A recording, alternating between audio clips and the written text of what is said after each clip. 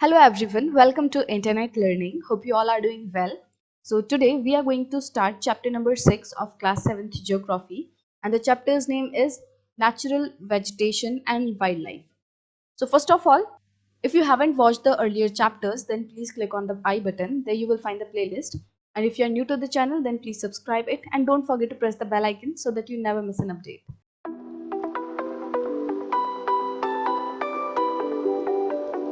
So let's start with our today's chapter, Natural Vegetation and Wildlife. तो जैसा कि आपको इस चैप्टर के नेम से ही पता चल रहा होगा कि इस चैप्टर में हम नेचुरल वेजिटेशन मतलब कि नेचुरली पाए जाने वाले पेड़ पौधे जो हैं उनके बारे में जानेंगे और वाइल्ड लाइफ के बारे में जानेंगे कि वहाँ पे जो जानवर वगैरह हैं वो कैसे मिलते हैं।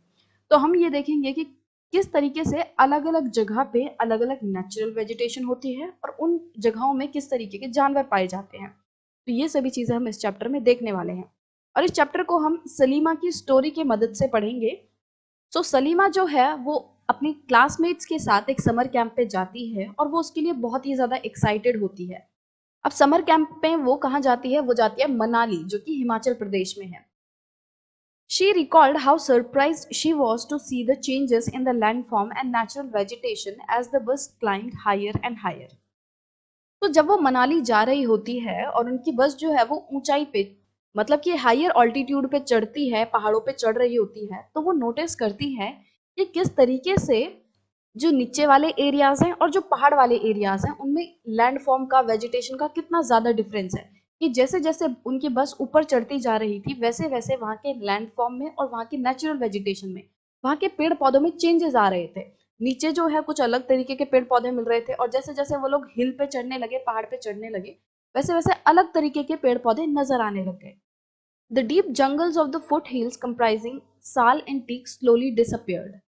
जो घने जंगल थे फुट हिल्स पे, फुट हिल्स क्या होता है कि जैसे ये पहाड़ है तो उनके नीचे वाला जो एरिया है, ठीक है, तो यहाँ पे पहाड़ों का जो फुट हिल है वहां पे जो घने जंगल थे जहाँ पे साल और टीक के पेड़ थे, तो जैसे जैसे सलीमा ऊपर चढ़ती जा रही थी, बस जो है वो ऊपर चढ़ती जा रही थी, वैसे वैसे ये जो घने जंगल थे साल एंड टीक के वो लुप्त हो रहे थे, डिसअपेयर हो रहे थे और अलग तरीके के पेड़ पौधे नजर आने लगे।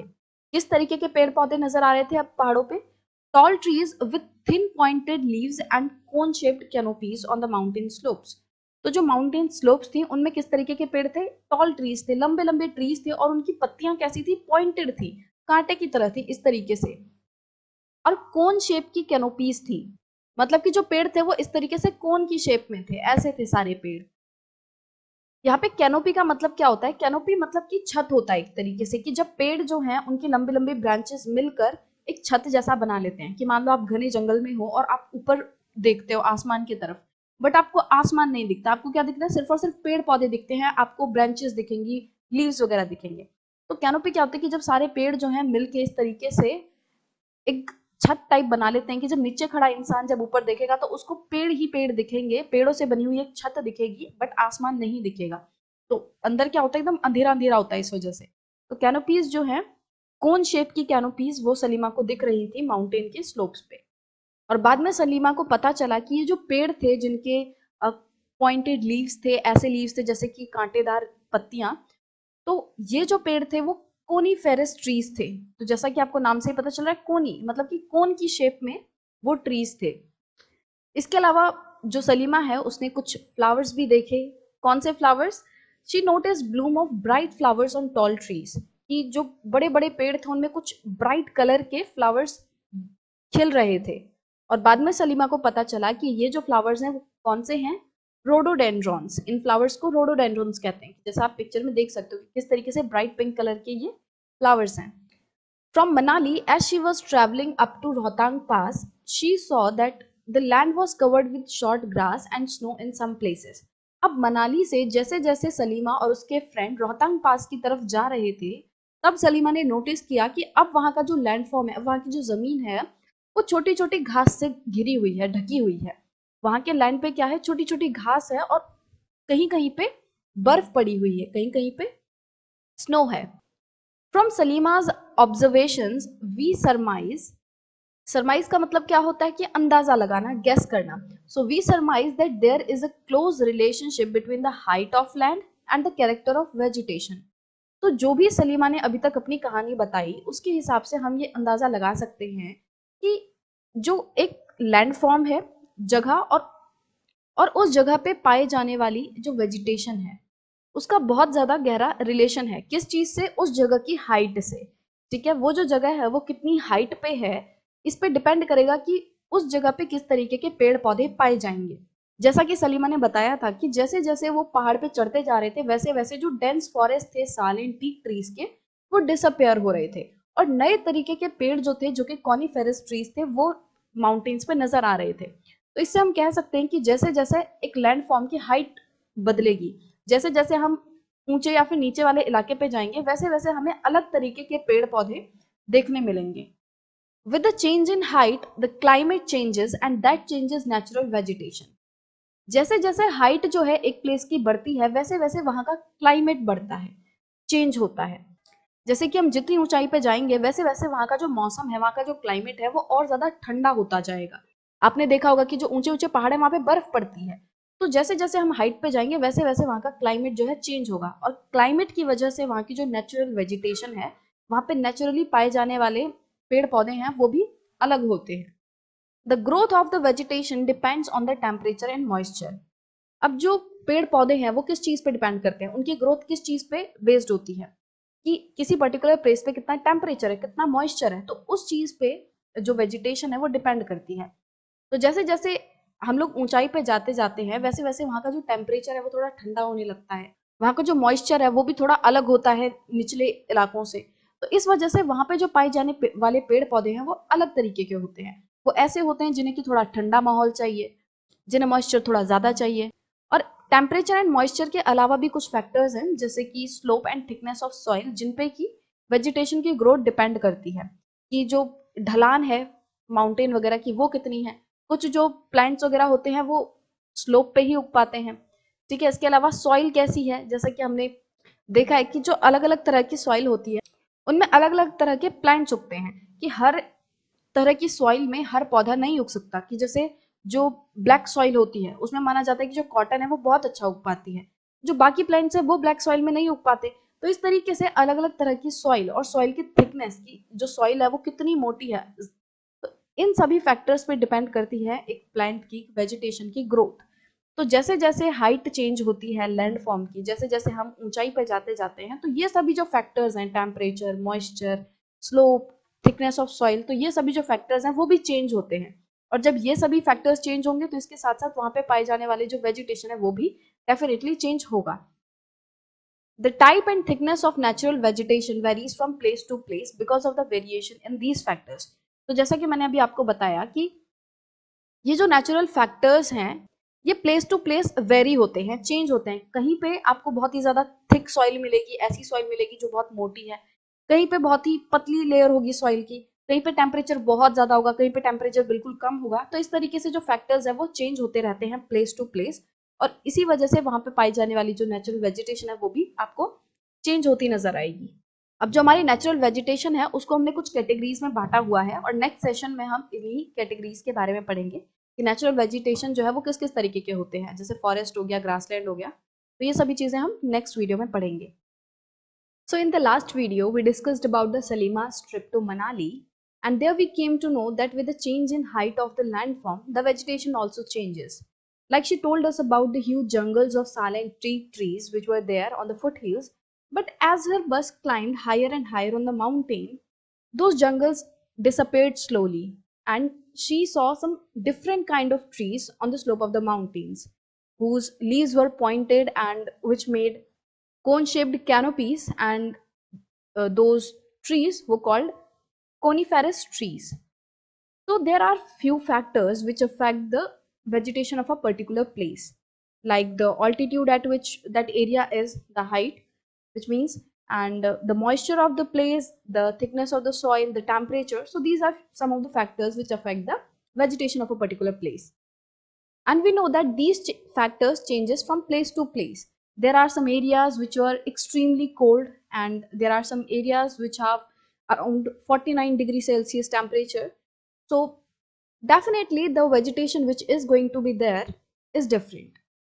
So we have divided the natural vegetation into three broad categories which are forests, grasslands and shrubs, and we are going to read in details about these categories, and we will see what kind of forests are found at what place, at which places grasslands are found, what are the places where shrubs are found. We are going to read in details about these things.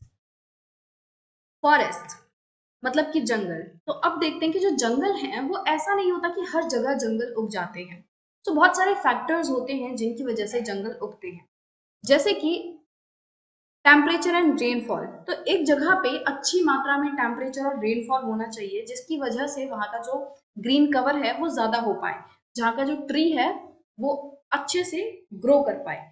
तो एक place पे अच्छे forest हो उसके लिए बहुत ज्यादा जरूरी है कि वहां पे फेवरेबल टेम्परेचर हो और अच्छी मात्रा में रेनफॉल हो। तो depending upon these factors dense and open forest are grown. तो इन फैक्टर्स के बेसिस पर ही अलग अलग तरह के फॉरेस्ट बनते हैं कि कहीं पे टेम्परेचर जो है वो अच्छा है, ना बहुत ज्यादा गर्म है ना बहुत ज्यादा ठंडा है, और रेनफॉल भी अच्छी मात्रा में होती है। तो ऐसी जगह पे बहुत ही डेंस फॉरेस्ट बनेंगे, मतलब कि बहुत ही घने जंगल बनेंगे, इतने घने कि अगर आप उसके बीच में से जाओगे तो आपको सूरज की किरण भी नहीं दिखेगी, इतने घने जंगल होंगे। और कहीं पे ऐसे फॉरेस्ट होंगे जो कि बहुत ओपन होंगे, जो जहाँ पे जो पेड़ है वो बहुत दूर दूर होंगे एक दूसरे से। तो इन फैक्टर्स के बेसिस पे क्या है, अलग अलग तरह के फॉरेस्ट बनते हैं। Then grasslands which grows in the region of moderate rain. Grasslands ऐसी जगहों पे उगते हैं जहाँ पे मॉडरेट रेन होती है, मतलब कि बहुत ही ज्यादा रेन नहीं होती बट इतनी रेन होती है कि वहां पेड़ पौधे अच्छे से उग पाए। तो ग्रासलैंड्स जैसा कि नाम से ही पता चल रहा है कि ऐसी लैंड्स जहाँ पे ग्रास ही ग्रास है, ठीक है, जहाँ पे घास घास है, छोटी बड़ी जो भी घास है, बट वहां ज्यादा घास है, पेड़ इतने ज्यादा नहीं है कि जो लंबे लंबे पेड़ होते हैं, बड़े बड़े घने घने पेड़ वो हैं, ऐसे जगह पे नहीं मिलते। Then shrubs, thorny shrubs and scrubs grow in the dry regions. तो श्रब्स हैं जो झाड़ियां होती हैं, जो कांटेदार झाड़ियां होती हैं, स्क्रब्स जो होते हैं वो ऐसी जगह पे उगते हैं जहाँ का जो रीजन है वो ड्राई होता है, सूखा होता है। सो ऐसी जगहों पे श्रब्स उगते हैं। Salima was sharing her experience of Himalayan trip with her father. तो सलीमा जो है, जिस तरीके से सलीमा ने अपने ट्रिप के बारे में हमसे डिस्कस किया चैप्टर की शुरुआत में, इसी तरीके से वो अपनी इस इंटरेस्टिंग सी जर्नी को अपने पापा के साथ, अपने फादर के साथ शेयर कर रही थी। her father visited various places in the world, और उसके पापा ने बहुत सारे वर्ल्ड में जो प्लेसेस हैं, बहुत सारी जो कंट्रीज हैं वहां पे घूमा हुआ है। he told Salima about his observations of the variety of vegetation in different parts of the different continents। और सलीमा के फादर ने उन्हें बताया कि किस तरीके से अलग अलग कॉन्टिनेंट्स में अलग अलग तरह की वेजिटेशन पाई जाती है। मतलब कि ऐसा नहीं है कि पूरे वर्ल्ड में एक ही तरह की वेजिटेशन, एक ही तरह के पेड़ पौधे, एक ही तरह के जानवर हमें देखने मिलेंगे, ऐसा नहीं होता। जब हम एक प्लेस से दूसरे प्लेस, अगर हम इंडिया की ही बात करें तो जैसे कि राजस्थान में देखें तो वहाँ पे बहुत ज्यादा डेजर्ट वगैरह है, वहाँ थोड़ा सूखा एरिया है, तो वहाँ आपको श्रब्स वगैरह देखने मिलेंगी। वहीं अगर हम मेघालय जैसी बात कर लें तो वहाँ पानी, जो बारिश अब बहुत ज्यादा होती है, वहाँ पेड़ पौधों को पानी बहुत अच्छी मात्रा में मिलता है, तो वहाँ बहुत घने जंगल है। तो जब हम अपने छोटे से देश में ही देख रहे हैं कि इतनी ज्यादा वेरिएशन आ रही है वेजिटेशन में, तो डेफिनेटली वर्ल्ड इतना बड़ा है, तो वर्ल्ड में अलग अलग कॉन्टिनेंट्स में, अलग अलग देशों में अलग अलग तरह की वेजिटेशन हमें देखने मिलेगी। He mentioned about the coniferous forest in the subpolar regions, thorny bushes in the desert, thick tropical hardwood forest in the humid regions and many more। तो सलीमा के फादर ने सलीमा को बहुत ही अलग अलग तरह के फॉरेस्ट के बारे में बताया जो कि अलग अलग जगहों पे पाए जाते हैं। जैसे कि हम सब पोलर रीजन्स की बात करें, मतलब ऐसे रीजन्स जो कि पोल्स के पास हैं, नॉर्थ पोल साउथ पोल, तो ऐसे रीजन्स जो कि सब पोलर रीजन्स हैं वहां पे कोनीफेरस फॉरेस्ट मिलते हैं। तो जैसा कि हमने सलीमा की स्टोरी में देखा था कि जैसे जैसे सलीमा ऊपर बढ़ती जा रही थी, जो सलीमा और उसके जो फ्रेंड्स हैं वो माउंटेन में ऊपर जा रहे थे, वैसे वैसे कोनीफेरस ट्रीज उनको देखने के लिए मिल रहे थे। मतलब कि ठंडे इलाके में हमें कोनीफेरस ट्रीज देखने मिलते हैं, और सब पोलर रीजन हमें पता है ऐसा इलाका है जहाँ पे ठंडी बहुत ज्यादा होती है, बर्फबारी बहुत होती है। तो इस तरीके से सब पोलर रीजन में कोनीफेरस ट्रीज मिलते हैं। और जहाँ पे डेजर्ट होता है वहाँ थॉर्नी बुशेस मिलती हैं, मतलब कांटेदार झाड़ियां होती हैं। और ऐसे एरियाज जो बहुत ही ह्यूमिड हैं, जहाँ की हवा में बहुत ज्यादा नमी है, जहाँ बारिश अच्छी खासी होती है, तो ऐसे एरियाज में बहुत ही ट्रॉपिकल हार्डवुड फॉरेस्ट होते हैं। ऐसे फॉरेस्ट होते हैं जिनमें बहुत ही घने घने पेड़ हैं, बहुत ही लंबे लंबे पेड़ हैं, बहुत ही थिक कैनोपी वो बनाते हैं। तो इस तरीके के जो फॉरेस्ट हैं वो हमें ह्यूमिड रीजन्स में देखने मिलते हैं। Salima realized the Himalayas have almost all variety of vegetations which one can see while moving from equator to the polar region. अब सलीमा ने ये नोटिस किया कि हिमालयन वाले इलाके में हमें उस हर तरीके के जंगल देखने मिलेंगे जो कि जब हम इक्वेटर से पोल्स की तरफ मूव करते हैं ना, तो यहाँ पे अलग अलग तरीके के फॉरेस्ट हैं। जैसे कि यहाँ पे ट्रॉपिकल रीजन्स में अलग तरीके के हमें जंगल देखने के लिए मिलेंगे, अलग तरह की वेजिटेशन होगी। फिर हम पोलर रीजन्स में जाएंगे, हमें वहाँ पे अलग तरीके की वेजिटेशन देखने मिलेगी। तो इसी तरीके से जैसे जैसे हम इक्वेटर से पोलर वाले रीजन्स की तरफ जाते जाएंगे, वहाँ हमें अलग अलग वेजिटेशन मिलेंगी। तो सिमिलरली हमें जो हिमालयन एरिया है वहाँ पे सेम इसी तरीके से अलग अलग तरीके के वेजिटेशन देखने मिलते हैं, अलग अलग तरीके के फॉरेस्ट देखने मिलते हैं।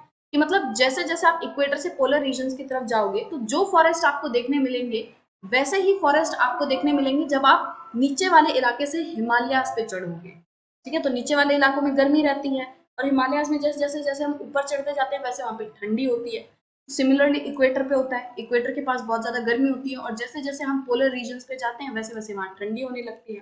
तो हमें कुछ सिमिलर काइंड ऑफ फॉरेस्ट देखने मिलते हैं इक्वेटर से पोलर तक और नीचे वाले इलाके से माउंटेन वाले रीजन तक, मतलब हिमालयास तक।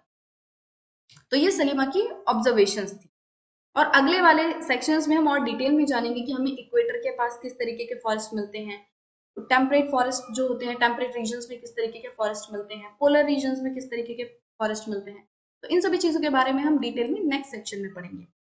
The changes in the type of natural vegetation occur mainly because of the changes of climatic condition. तो जैसा कि हमने पहले ही पढ़ा कि बहुत सारे ऐसे क्लाइमेटिक फैक्टर्स होते हैं, डिफरेंट फैक्टर्स होते हैं जो कि एक जगह की नेचुरल वेजिटेशन को अफेक्ट करते हैं।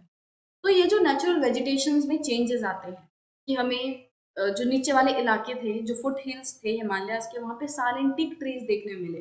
बट जैसे जैसे हम ऊपर बढ़ने लगे, जैसे जैसे हम माउंटेन्स पे हाइट पे जाने लगे, वैसे वैसे हमें अलग तरीके के कोनिफेरस ट्रीज देखने मिले। तो ये जो चेंजेस हैं नेचुरल वेजिटेशन में वो वहाँ की क्लाइमेटिक कंडीशन की वजह से आते हैं। ठीक है, इसके अलावा और भी बहुत सारे फैक्टर्स होते हैं जो इनको अफेक्ट करते हैं, but mainly due to climatic conditions. अब नेक्स्ट सेक्शन से हम पढ़ेंगे कि वर्ल्ड में किस तरीके के अलग अलग नेचुरल वेजिटेशंस पाए जाते हैं, उन फॉरेस्ट के उन नेचुरल वेजिटेशन के क्या फीचर्स हैं और किस तरीके के जो जानवर हैं वो उन जगहों पे रहते हैं। ये सभी चीजें हम डिटेल में नेक्स्ट सेशन से पढ़ेंगे। Forests. So in the last video, we discussed about the various categories of natural vegetation. Like we discussed that we have divided the natural vegetation into three broad categories, which are forest, shrubs, and grasslands. And from the discussion we have done so far, we came to know that at different places there will be different kind of vegetation, and there are various factors which affect the vegetation of a particular place, right? Like moisture, temperature, the thickness of soil, and the height at which that landform is present. So these are some of the factors which affect the natural vegetation of a place. And now from this video we are going to discuss about the various forests which you will find at the different places. Now from this section we will see at what kind of place which kind of climatic conditions affect a particular kind of forest, because there are various kind of forest, not each and every forest is same, and there are various climatic conditions which affect that forest. So we will start with the tropical evergreen forests. So as you can see from the name is evergreen forest. So you can clearly see these forests are the forests which remain green throughout the year. And these forests are also called tropical rainforests. And you will see why these are called tropical rainforest. These thick forests occur in the region near the equator and close to the tropics. तो इस तरीके के जो forest हैं ये equator and जो tropical regions होते हैं, जैसे कि ये हमारी अर्थ है, मान लो ये गोल नहीं बनी है मुझे पता है, बट जस्ट मान लो कि ये अर्थ है और ये उसका इक्वेटर है। तो हमें पता है यहाँ पे ट्रॉपिक ऑफ कैंसर है और इसके नीचे ट्रॉपिक ऑफ कैप्रिकॉन है। तो ये वाला जो एरिया है लगभग यहाँ पे हमें एवरग्रीन फॉरेस्ट देखने मिलेंगे। ये जो ट्रॉपिकल रेन फॉरेस्ट है और ट्रॉपिकल एवरग्रीन फॉरेस्ट है तो ये इस एरिया में हमें देखने मिलेंगे। क्यों? क्योंकि ये जो एरियाज हैं हमें पता है कि इक्वेटर पे डायरेक्ट सनलाइट पड़ती है ना, ये सन है मान लो, तो इस पे डायरेक्ट सनलाइट जो है इक्वेटर पे पड़ती है और ट्रॉपिक ऑफ कैंसर से लेकर ट्रॉपिक ऑफ कैप्रिकॉर्न वाला जो एरिया है, ये वाले एरिया में मैक्सिमम सनलाइट आती है। मतलब कि सबसे ज़्यादा तो इक्वेटर वाले रीजन पे है, और बाकी ये जो tropic of Cancer and Capricorn वाला एरिया है, इसमें भी बहुत ज़्यादा सनलाइट आती है। तो ये वाला जो एरिया है वो बहुत ही ज़्यादा हॉट रहता है, गर्म रहता है, और इन एरियाज में बहुत ज़्यादा रेनफॉल होती है, और लगभग पूरे साल इन एरियाज में बारिश होती रहती है। ये जो ट्रॉपिक ऑफ कैंसर वाला इलाका है, यहाँ पे इसके आसपास, इक्वेटर के आसपास, और जो कैप्रिकॉर्न वाला एरिया है इसके आसपास, ये वाले रीजन्स पे लगभग पूरे साल रेनफॉल होती है, बारिश मिलती है। और जब पूरे साल बारिश मिलेगी तो जाहिर सी बात है वहाँ के जो पेड़ पौधे होंगे वो बहुत ज़्यादा ग्रो करेंगे और बहुत ज़्यादा मात्रा में होंगे। अब क्योंकि जो ट्रॉपिकल एवरग्रीन फॉरेस्ट होते हैं इनमें कोई पर्टिकुलर ड्राई सीजन नहीं है, ठीक है, कि जैसे और जगहों पे आप देखते हो कि इस सीजन में जो पेड़ हैं वो अपनी पत्तियों को झाड़ देते हैं। तो जो ट्रॉपिकल एवरग्रीन फॉरेस्ट होते हैं उनमें कोई भी पर्टिकुलर ड्राई सीजन नहीं है कि इस सीजन में सारे पेड़ अपनी पत्तियों को झाड़ देंगे, ऐसा नहीं होता। अब क्योंकि कोई भी ऐसा पर्टिकुलर ड्राई सीजन नहीं है, तो ये जो पेड़ हैं ये हमेशा आपको ग्रीन ही दिखेंगे। मतलब कि ये अपनी सारी पत्तियों को एक साथ झाड़ते नहीं हैं, एक साथ शेड नहीं करते, बल्कि बीच बीच में करते रहते हैं। कि ऐसा आप नहीं देखोगे कि जो एक टाइम पे जो पेड़ था उस पर इतनी सारी ऐसे पत्तियां थी और दूसरे टाइम पे आपको अचानक से ऐसे ऐसे इसकी लकड़ियां देखने मिलेंगी और एक भी पत्ती नहीं होगी, ऐसा नहीं होता। ये बीच बीच में अपने पत्तों को, थोड़े बहुत पत्ते इसने झाड़ दिए, थोड़े बहुत पत्ते जो है इसके नए आ रहे हैं, तो ऐसा आपको कभी भी देखने नहीं मिलेगा कि इसके सारे पत्ते जो हैं एक साथ झड़ गए हों, ठीक है। इसीलिए क्योंकि सारे पत्ते एक साथ नहीं झड़ते, ये हमेशा एवरग्रीन दिखते हैं, ये हमेशा ग्रीन दिखते हैं, और इसीलिए इनका नाम है evergreen. The thick canopies of the closely spaced trees do not allow the sunlight to penetrate inside the forest even in the daytime. Thick canopies बनाते हैं ये ट्रीज। जो ट्रॉपिकल एवरग्रीन फॉरेस्ट होते हैं इनमें आपको थिक कैनोपीज देखने मिलेंगी। कैनोपीज जैसा कि मैंने आपको पहले भी बताया था, कैनोपीज मतलब होता है कि जो छत होती है, तो बहुत सारे पेड़ जो हैं इस तरीके से रहते हैं, और उनके जो ब्रांचेस हैं वो आपस में मिलके बहुत ही डेंस कैनोपी बना देती हैं। मतलब कि मान लो ये जो है एक पेड़ हो गया, दूसरा पेड़ भी यहीं पे है, तो देखोगे आप कि इनके ऊपर से ये एकदम जॉइंट है ना, यहाँ से ये एकदम जॉइंट है, और इसी तरीके से एक और पेड़ आ गया, तो ये इनकी जो ब्रांचेस होती हैं वो एकदम चिपके चिपके होती हैं, और इसीलिए ऊपर से आपको कोई भी सनलाइट आती नजर नहीं आएगी। अगर आप ट्रॉपिकल एवरग्रीन के अंदर जाओगे, ऐसे फॉरेस्ट के अंदर जाओगे और दिन के टाइम में जाओगे कि फॉरेस्ट के बाहर जो है एकदम सन है, ब्राइट सनशाइन है, अच्छी खासी धूप निकल रही है, बट जैसे ही आप फॉरेस्ट में जाओगे और आप ऊपर की तरफ देखोगे तो आपको कोई भी लाइट नहीं दिखाई देगी, वहां पे चारों तरफ आपको अंधेरा ही अंधेरा दिखाई देगा। क्यों? क्योंकि ट्रीज की जो ब्रांचेस थी उनकी वजह से सारी जो सनलाइट है वो ब्लॉक हो गई है। तो इसीलिए क्या कहा गया है कि ये थिक कैनोपीज बनाती हैं, ठीक है। ये जो ट्रीज होते हैं ट्रॉपिकल एवरग्रीन फॉरेस्ट के, वहां पे आपको थिक कैनोपीज देखने मिलेंगी, और दिन के टाइम में इन जंगलों में अंधेरा रहता है। क्यों? क्योंकि सनलाइट जो है वो अंदर आ ही नहीं पाई कैनोपी की वजह से। और इन जंगलों में आपको हार्डवुड ट्रीज देखने मिलेंगे, जैसे कि रोजवुड हो गया, इबोनी, मैगोनी, और इस तरीके के जो ट्रीज हैं वो आपको कॉमनली ट्रॉपिकल एवरग्रीन फॉरेस्ट में देखने मिलेंगे, right. So let's see what is written in the do you know section. The tropical evergreen forest in Brazil is so enormous that it is like the lungs of the earth. तो Brazil में जो tropical evergreen forest है वो इतना ज़्यादा बड़ा है और इतना ज़्यादा घना है कि वो एक तरीके से अर्थ के लंग की तरह काम करता है। लंग्स क्यों कहा गया है? कि हमारे लंग्स क्या करते हैं, वो हमें सांस लेने में मदद करते हैं। तो इसी तरीके से ये जो ब्राज़ील में ट्रॉपिकल एवरग्रीन फॉरेस्ट है वो इतना घना है, इतना बड़ा है कि वो एक साथ बहुत ज़्यादा मात्रा में जो है कार्बन डाइऑक्साइड को सोक करता है और ऑक्सीजन को रिलीज करता है। तो इस वजह से एक तरीके से अर्थ जो है वो अच्छे से सांस ले पा रही है, right. Now, anaconda, one of the world's largest snake, is found in the tropical rainforest. Anaconda आपने नाम सुना होगा डेफिनेटली। तो जो कि वर्ल्ड के लार्जेस्ट स्नेक्स में से एक है, तो ये जो सांप है, ये जो स्नेक है, ये ट्रॉपिकल रेन फॉरेस्ट में ही पाया जाता है। और ये जो सांप है, it can kill and eat a large animal such as crocodile. तो ये जो सांप है वो इतना खतरनाक होता है कि ये बड़े एनिमल्स जैसे कि क्रोकोडाइल होते हैं, मगरमच्छ तक को ये खा सकता है। तो अगर आप किसी ट्रॉपिकल रेन फॉरेस्ट में घूमने जा रहे हो तो आपको इस तरीके के सांपों को देखना पड़ेगा, कि आपको अपने आप को बचा के रखना पड़ेगा इस तरीके के स्नेक्स से। और यहाँ पिक्चर में आप एक ट्रॉपिकल एवरग्रीन फॉरेस्ट की फोटो देख सकते हो, और आप गूगल पे भी सर्च कर सकते हो कि कहाँ कहाँ पे ट्रॉपिकल एवरग्रीन फॉरेस्ट हैं, और अगर आपके आसपास है तो आप घूमने भी जा सकते हो। ठीक है, बट हाँ एनाकोंडा से बचकर रहना। Tropical deciduous forest. So last video में हमने ट्रॉपिकल एवरग्रीन फॉरेस्ट के बारे में पढ़ा था और उसमें हमने देखा था कि ये जो ट्रॉपिकल एवरग्रीन फॉरेस्ट हैं वो ऐसे एरियाज में होते हैं जहाँ पे लगभग पूरे साल बारिश होती है। और जो ट्रॉपिकल एवरग्रीन फॉरेस्ट में पेड़ पौधे पाए जाते हैं वो किसी पर्टिकुलर सीजन में अपने लीव्स को शेड नहीं करते और इसीलिए उन्हें एवरग्रीन कहा जाता है। और जैसा कि हमने देखा था कि ट्रॉपिकल मतलब क्या है कि ये जो ट्रॉपिकल एरिया है, ट्रॉपिक ऑफ कैंसर से लेके ट्रॉपिक ऑफ कैप्रिकॉन वाला एरिया है, मान लो ये अर्थ है, ये इक्वेटर, और ऊपर ये ट्रॉपिक ऑफ कैंसर और नीचे ट्रॉपिक ऑफ कैप्रिकॉन। तो ये वाला जो एरिया है इसको ट्रॉपिकल एरिया कहते हैं और इसी एरिया में ये जो ट्रॉपिकल एवरग्रीन फॉरेस्ट हैं वो पाए जाते हैं। और अब इसमें देखेंगे हम ट्रॉपिकल डेसिडियस फॉरेस्ट के बारे में। तो क्योंकि इसमें भी ट्रॉपिकल है तो आप नाम से समझ सकते हैं कि ये वाले जो फॉरेस्ट हैं ये भी ट्रॉपिकल रीजन में पाए जाते हैं। मतलब कि ट्रॉपिक ऑफ कैंसर से लेकर ट्रॉपिक ऑफ कैप्रिकॉन वाला जो रीजन है उसके बीच में ये फॉरेस्ट पाए जाते हैं। अब ट्रॉपिकल ऑफ एवरग्रीन फॉरेस्ट में ये था कि वो ऐसे रीजन में पाए जाते हैं जहाँ हमेशा बारिश होती है। बट जो ट्रॉपिकल रीजन है वहाँ हर एक रीजन ऐसा नहीं है जहाँ पूरे साल बारिश होती है। कुछ कुछ जगहें ऐसी भी हैं जहाँ पे सीजनल बारिश होती है। जैसे कि इंडिया में हम देखते हैं कि मानसून आता है कुछ महीने के लिए। इंडिया में पूरे साल जो है बारिश नहीं होती, एक पर्टिकुलर सीजन है मानसून का जिसमें बारिश होती है। तो इसी तरीके से ट्रॉपिकल रीजन में बहुत सारे ऐसी जगहें हैं जहाँ पे सीजनल चेंजेस आते हैं। कौन कौन सी जगह है वो? जैसे कि लार्ज पार्ट ऑफ इंडिया, तो इंडिया के बहुत सारे ऐसे पार्ट हैं जहाँ पे हमें ट्रॉपिकल डेसिडियस फॉरेस्ट देखने मिलेंगे। Northern Australia and in central America, तो ये कुछ ऐसी जगहें हैं जहाँ पे हमें ट्रॉपिकल डेसिडियस फॉरेस्ट देखने मिलेंगे।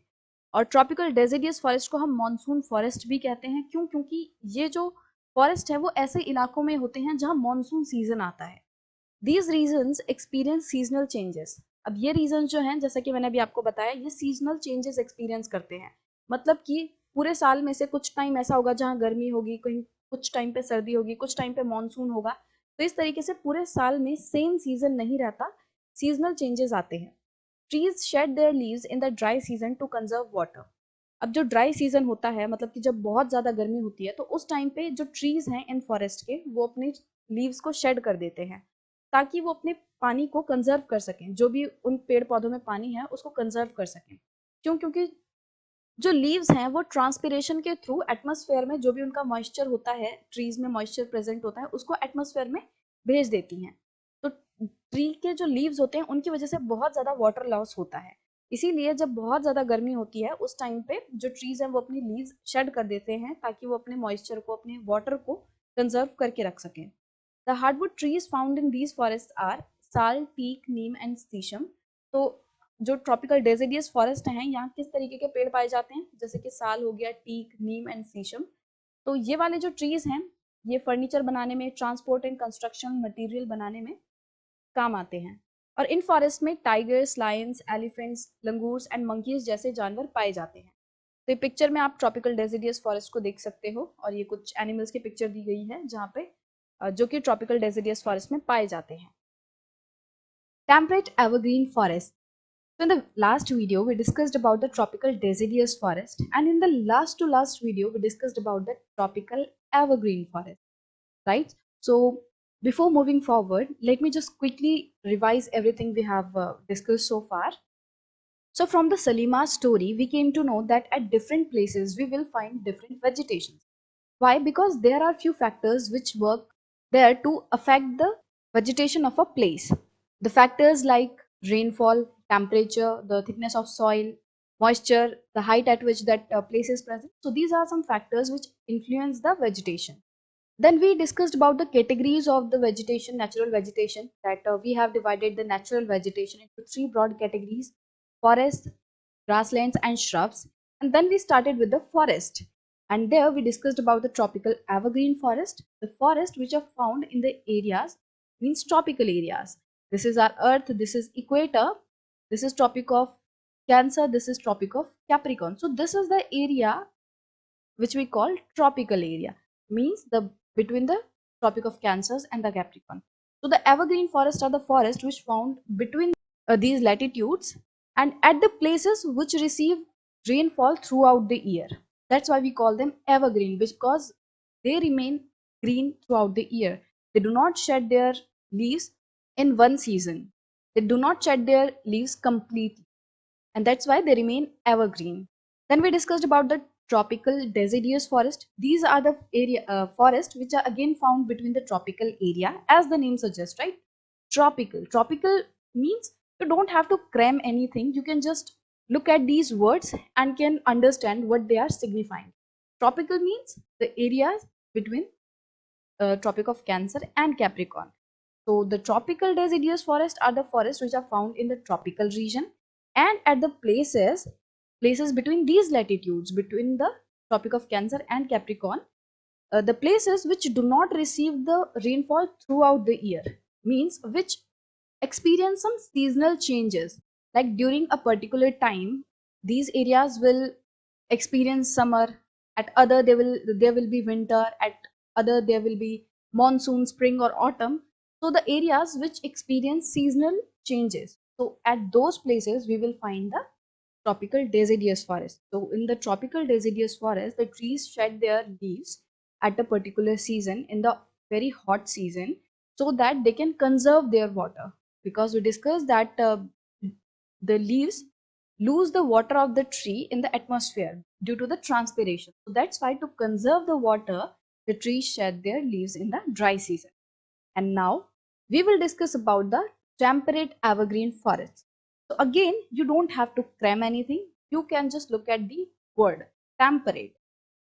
So you can recall that in the 6th class, we discussed about the latitudes and longitude. Hope you remember. याद है या भूल गए कि नहीं मैम, अब तो हम बुढ़े हो गए हैं, आप कहाँ याद 6th क्लास का, अब तो हम 7th क्लास में पहुंच गए हैं. हाँ, तो this is our earth, this is 0 degree latitude. तो हमने अर्थ को कुछ इमेजिनरी लाइंस में बांटा हुआ है, वर्टिकली भी और हॉरिजॉन्टली भी. तो जो वर्टिकल लाइंस हैं उन्हें हम लॉन्गिट्यूड कहते हैं, और जो लेटिट्यूड्स, जो हॉरिजॉन्टल लाइन है, उनको हम लेटिट्यूड्स कहते हैं. ये इमेजिनरी लाइंस हैं. अर्थ सच में इस तरीके से अर्थ पे कोई लाइंस नहीं बनी हुई, ये सिर्फ हमने अपनी कन्वीनियंस के लिए इस तरीके की इमेजिनरी लाइन बना ली है. तो the latitude which is at the center of the earth, that is called 0 degree latitude और इक्वेटर. ठीक है, इक्वेटर से ऊपर है ट्रॉपिक ऑफ कैंसर, और ये कितने पे है, 23.5 डिग्री पे.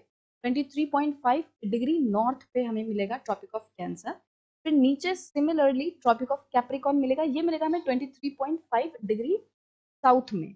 और साउथ और नॉर्थ मतलब कि इक्वेटर से ऊपर जो भी एरियाज हैं वो नॉर्थ हैं, और इक्वेटर से नीचे जो भी एरियाज हैं वो साउथ हैं. फिर इसके ऊपर होता है यहाँ पे आर्कटिक सर्कल, ये लगभग 66.5 डिग्री नॉर्थ पे हमें मिलेगा. और यहाँ पे नीचे होता है एंटार्क्टिक सर्कल, और ये लगभग 66.5 डिग्री साउथ में होता है. ठीक है, 66.5 डिग्री साउथ लैटिट्यूड. ठीक है, तो ये हो गया एंटार्क्टिक सर्कल. अब जैसा कि हम अभी तक डिस्कस कर ही रहे हैं कि ये वाला जो रीजन है, the region between the tropic of Cancer and Capricorn, तो ये वाला जो रीजन है, ये पूरा, इसको हम कहते हैं ट्रॉपिकल रीजन. और जब हम इससे ऊपर जाएंगे, मतलब कि ट्रॉपिक ऑफ कैंसर से लेकर आर्कटिक सर्कल तक, और नीचे हम देखेंगे ट्रॉपिक ऑफ कैप्रिकॉर्न से लेकर एंटार्क्टिक, तो ये वाला जो रीजन है ये होता है टेम्परेट रीजन. ठीक है, ये वाला होता है टेम्परेट रीजन. और जब हम इससे भी ऊपर जाएंगे, यहाँ पे मतलब पोलर रीजन में, आर्कटिक सर्कल के ऊपर और यहाँ पे एंटार्क्टिक सर्कल के नीचे, ठीक है, तो इन्हें हम कहते हैं टॉरिड रीजन. तो यहाँ पे बहुत ज़्यादा सर्दी होती है. तो इस तरीके से हमने कुछ एरियाज को बांटा हुआ है. हम अपने लेटीट्यूड्स के बेसिस पर इन एरियाज को बांट, राइट. तो अब मुझे नहीं लगता आपको कोई कंफ्यूजन होनी चाहिए टेम्परेट को लेकर. तो ये जो रीजन है, ये जो फॉरेस्ट हैं, ये उन रीजन्स में पाए जाते हैं जो कि टेम्परेट रीजन है. मतलब कि the area between the tropic of Cancer and the Arctic circle. और नीचे बात करें तो एरिया ऑफ जो है between tropic of Capricorn and Antarctic circle. So let me show you all this picture. तो देखो, ये जो बीच की लाइन है, इसे हमने इक्वेटर कहा है, 0 डिग्री लैटिट्यूड. इसके ऊपर है ट्रॉपिक ऑफ कैंसर और नीचे है ट्रॉपिक ऑफ कैप्रिकॉर्न. तो ये जो एरियाज हैं ये एकदम सेम डिग्रीज पे हैं, बट नॉर्थ और साउथ का फर्क है. 23.5 डिग्री नॉर्थ में है कैंसर, और नीचे है 23.5 डिग्री साउथ में है कैप्रिकॉर्न. और ऊपर 66 डिग्री नॉर्थ में है आर्कटिक सर्कल, और नीचे है एंटार्क्टिक सर्कल. सो अब ये वाले एरिया के बारे में हम ऑलरेडी बात कर चुके हैं. ठीक है, tropical deciduous forest and tropical evergreen forest, we have discussed about these two forest. Now we will discuss about this area. ठीक है, इस एरिया को हम कहते हैं टेम्परेट रीजन।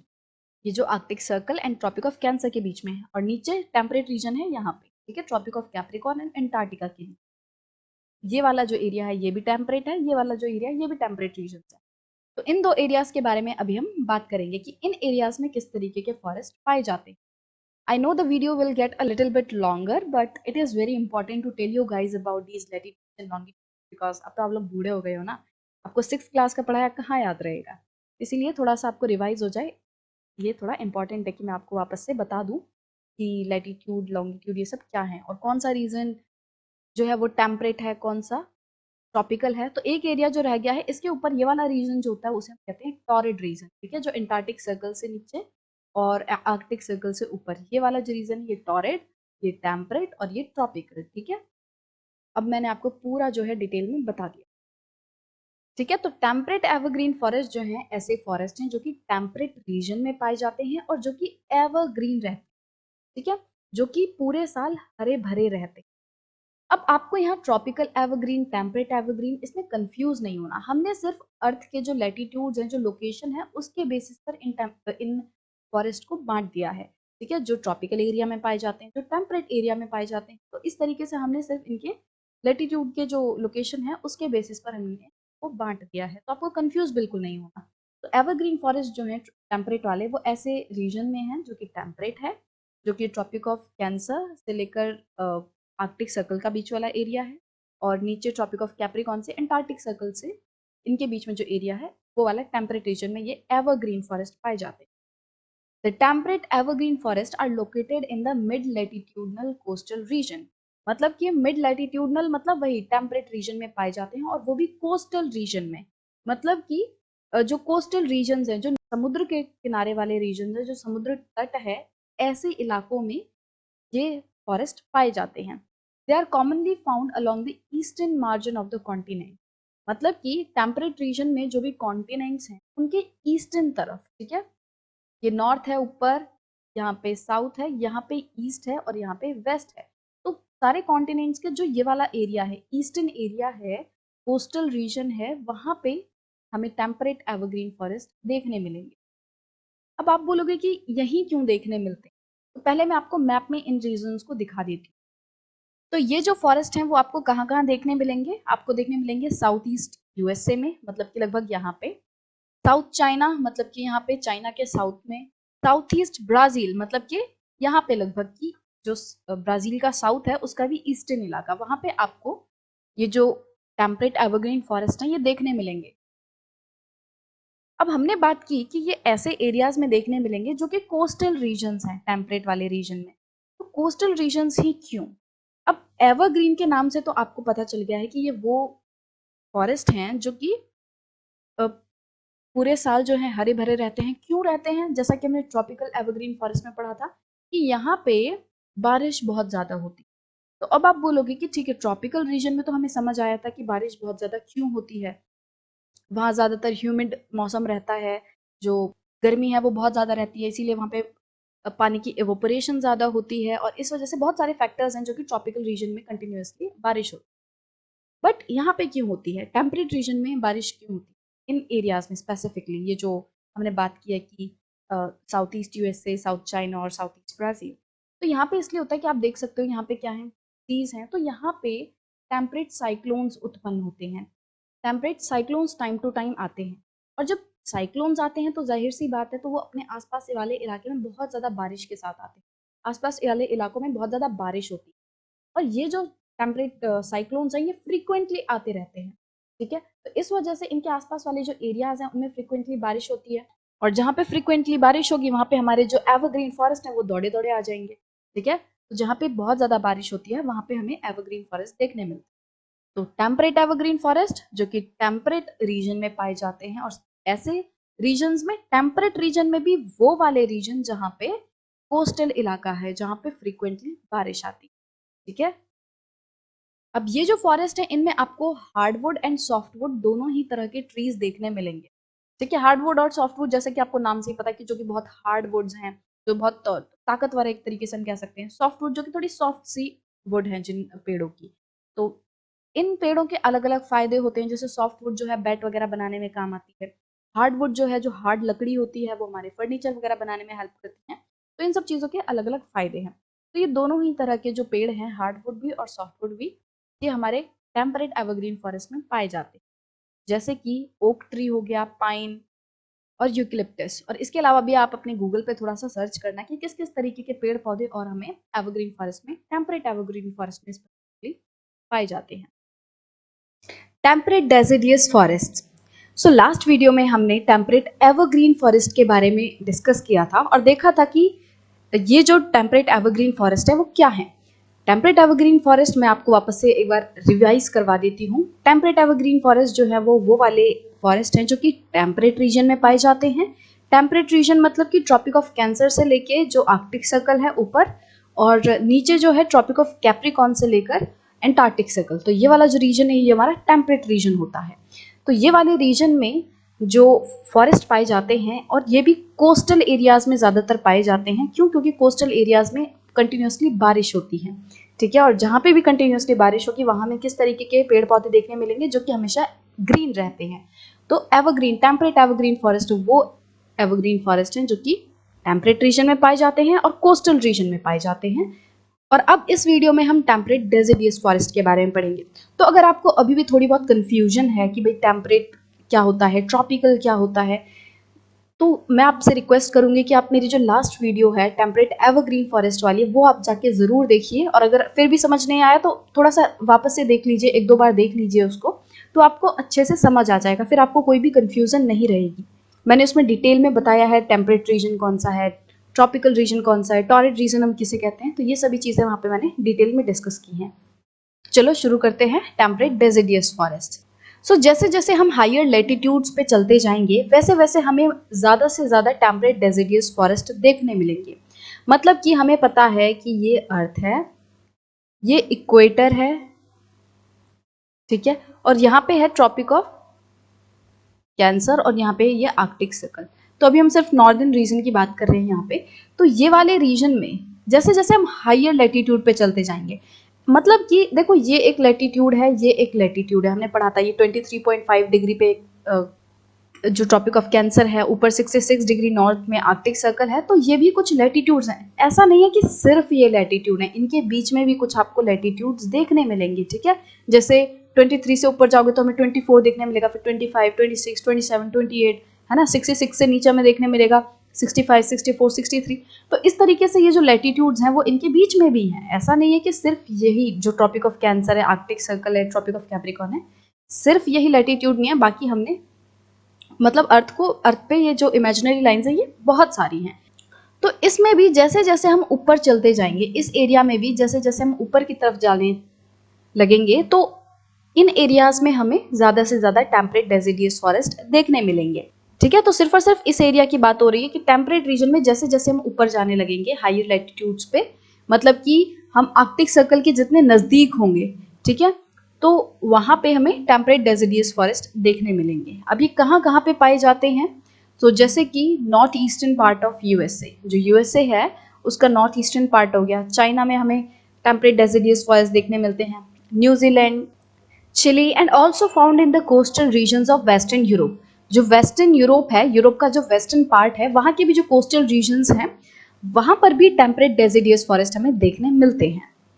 तो एक बार मैप में भी इन रीजन्स को देख लेते हैं। तो क्या पढ़ा था हमने कि north eastern part of United states, यहाँ पे चाइना में, न्यूजीलैंड में, यहाँ पर चिली है, यहाँ पे ये जो छोटा सा ग्रीन ग्रीन दिख रहा है ना आपको, ये है चिली। और हमने क्या पढ़ा था? Western Europe. तो ये वाला जो एरिया है यहाँ पे भी हमें टेम्परेट डेसिडियस फॉरेस्ट देखने मिलेंगे। सो अब हमने कंट्रीज तो देख ली। अब अगर आपने ट्रॉपिकल डेसिडियस फॉरेस्ट देखा है, और अगर नहीं देखा तो जल्दी से जाके वीडियो में देख लो।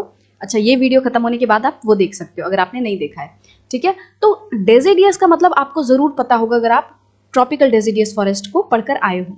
तो डेसिडियस का मतलब हमने पढ़ा था उसमें, डेसिडियस फॉरेस्ट वो फॉरेस्ट होते हैं जो कि ऐसे रीजन्स में होते हैं जहाँ पे सीजनल चेंजेस आते हैं, ठीक है। तो वही यहाँ पे लिखा है कि ये जो ट्रीज हैं ये अपने लीव्स को शेड कर देते हैं ड्राई सीजन में।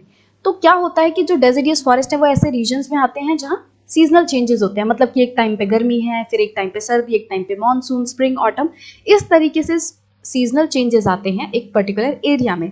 अब जब ड्राई सीजन होता है, मतलब बहुत ज्यादा जब गर्मी होती है, तब क्या करते हैं ये पेड़ अपनी लीव्स को शेड कर देते हैं, गिरा देते हैं। क्यों? क्योंकि हमें पता है लीव्स के थ्रू जो ट्रांसपिरेशन होती है उसकी वजह से क्या होता है, जो भी प्लांट में पानी होता है वो एटमॉस्फेयर में चला जाता है, वो इवेपोरेट हो जाता है। ठीक है, अब इससे तो जो प्लांट है उसमें पानी की कमी हो जाएगी, बहुत ज्यादा जब गर्मी होगी तो और ज्यादा इवेपोरेशन होगी, और ज्यादा पानी एटमॉस्फेयर में जाएगा। बट जीने के लिए पानी तो चाहिए ही चाहिए, जैसे हमें चाहिए ऐसे प्लांट्स को भी चाहिए। तो पेड़ क्या करते हैं, अपनी लीव्स को गिरा देते हैं ताकि ये जो पानी का लॉस हो रहा है वो कम से कम हो, तो वो ज्यादा से ज्यादा पानी को कंजर्व कर पाते हैं, बचा पाते हैं ड्राई सीजन में। ठीक है, इसलिए जो ट्रीज हैं वो अपने पत्तों को शेड कर देते हैं, गिरा देते हैं। The common trees are oak, ash, beech etcetera. तो कुछ जो कॉमन ट्रीज हैं टेम्परेट डेसिडियस फॉरेस्ट में पाए जाने वाले वो हैं oak, ash and beech trees. इसके अलावा इन फॉरेस्ट में जो जानवर पाए जाते हैं वो हैं डियर, फॉक्सेस, वोल्स। और भी तरह के जो एनिमल्स हैं उनको आप गूगल पे जाके सर्च कर सकते हो। थोड़ा सा होमवर्क किया करो, थोड़ा सा पढ़ाई को और इंटरेस्टिंग बनाया करो, कि जब आप जाके सर्च करो कि भाई टेम्परेट डेसिडियस फॉरेस्ट में किस तरीके के जानवर पाए जाते हैं, फिर आप उनकी फोटोज देखोगे कि भाई कितने सुंदर सुंदर जो बर्ड्स हैं, एनिमल्स हैं वो यहाँ पे पाए जाते हैं, तो आपको जो पढ़ाई है वो बोरिंग नहीं लगेगी और ज़्यादा इंटरेस्टिंग लगेगी। ठीक है, तो यहाँ पे बर्ड्स किस तरीके की पाई जाती हैं, हो गए पेजेंट्स, मोनाल्स। तो आप इनकी पिक्चर यहाँ पे देख सकते हो, देखो कितने सुंदर सुंदर है, कितने अलग तरीके के हैं, ये हमारे आसपास देखने नहीं मिलते, बट जब हम नेट पे इन्हें देखेंगे तो हमें कुछ अलग एक्सपीरियंस मिलेगा। ठीक है, ये मोनाल है और ये आपकी टेम्परेट डेसिडियस जो फॉरेस्ट है उसकी पिक्चर।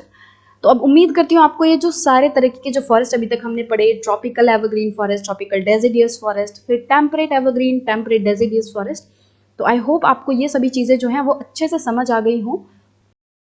Mediterranean vegetation. सो अभी तक हम 4 तरह के फॉरेस्ट के बारे में पढ़ चुके हैं। कौन कौन से? Tropical evergreen forest, tropical deciduous forest, फिर temperate evergreen and deciduous forest. तो ये सभी फॉरेस्ट के बारे में हम पढ़ चुके हैं। तो उन फॉरेस्ट में हमने पढ़ा था कि नॉर्मली जो वेजिटेशंस देखने मिलेंगी वो कॉन्टिनेंट्स के south east and north east तरफ देखने मिलेंगी, कि जैसे कि जो टेम्परेट एवरग्रीन फॉरेस्ट हैं वो हमें जो भी कॉन्टिनेंट्स हैं उनके साउथ ईस्टर्न तरफ देखने मिलेंगे, और जो टेम्परेट डेसिडियस फॉरेस्ट है वो हमें नॉर्थ ईस्टर्न तरफ देखने मिलेंगे। बट क्या सभी जो फॉरेस्ट वगैरह हैं वो ईस्टर्न तरफ ही हैं? क्या वेस्टर्न तरफ कोई और वेजिटेशन नहीं है? तो ऐसा नहीं है। कॉन्टिनेंट्स के वेस्टर्न मार्जिन पर भी अलग अलग तरह की वेजिटेशन पाई जाती है, बट वो जो वेजिटेशन है जो वेस्टर्न मार्जिन पर पाई जाती है वो उसके ईस्टर्न पार्ट से डेफिनेटली अलग है। तो आज हम उसी वेस्टर्न मार्जिन वाली वेजिटेशन के बारे में पढ़ने वाले हैं, और उसको हम मेडिटेरेनियन वेजिटेशन कहते हैं।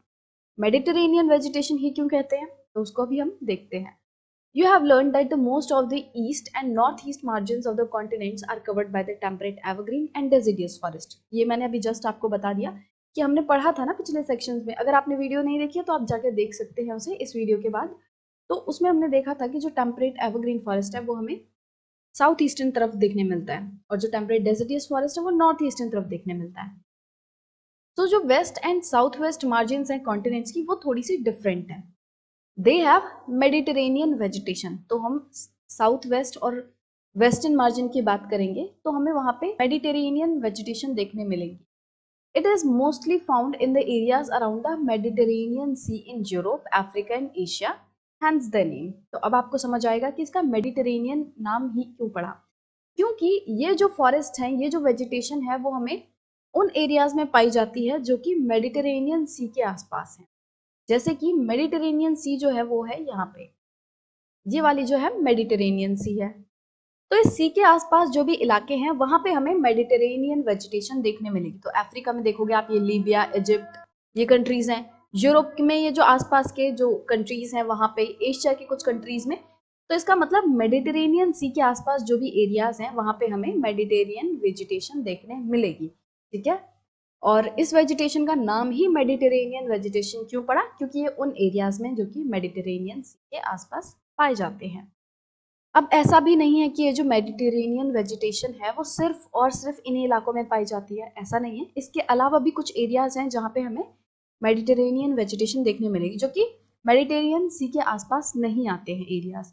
ठीक है, तो अभी हम देखते हैं कौन कौन से ऐसे एरियाज हैं जो कि मेडिटेरेनियन सी के आसपास नहीं है बट फिर भी वहाँ पे मेडिटेरेनियन वेजिटेशन जो है वो पाई जाती है वो है कैलिफोर्निया एंड यूएसए में जो कैलिफोर्निया वाला इलाका है, south west Africa, south western south America and south waste Australia.